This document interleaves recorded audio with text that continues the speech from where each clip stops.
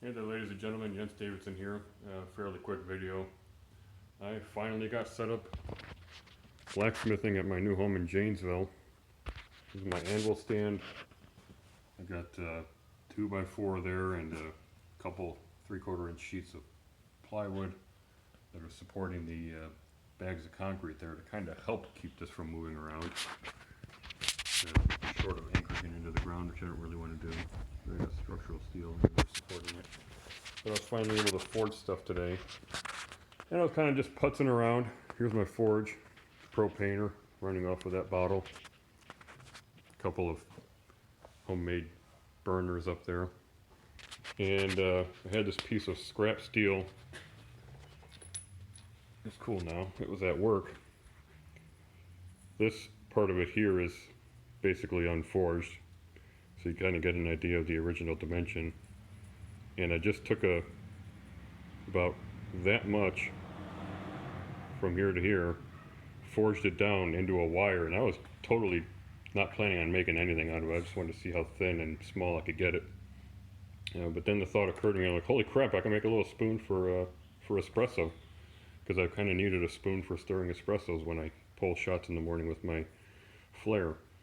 So after having the wire sticking out past here, I forged this down into a consolidated area and then used a ball peen hammer to sort of dish it.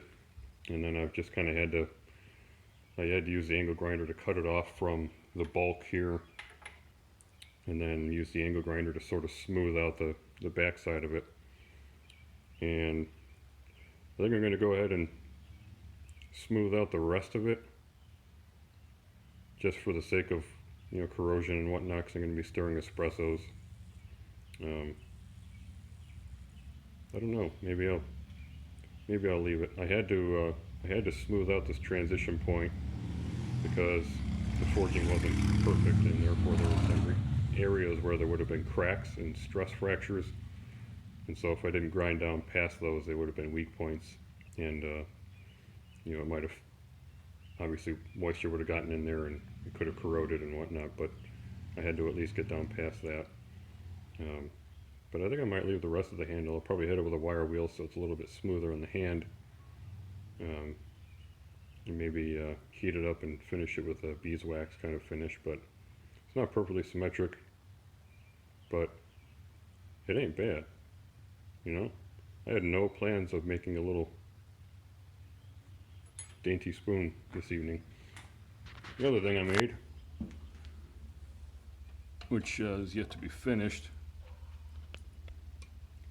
this is going to be a, sorry for the bad lighting, I don't want to drip oil all over my floor, but this is going to be, what is it called, the Kiradashi, a Japanese style marking knife, just a little bit of a creative take on it with a longer handle. But that's going to be some angle grinder work to profile that and then put a bevel on it. Whoops. That happens. Anyway, that's it.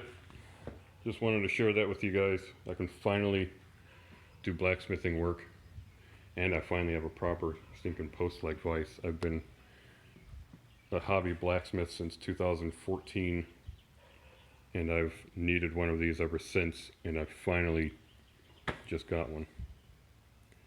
So, alright, thank you very much for watching.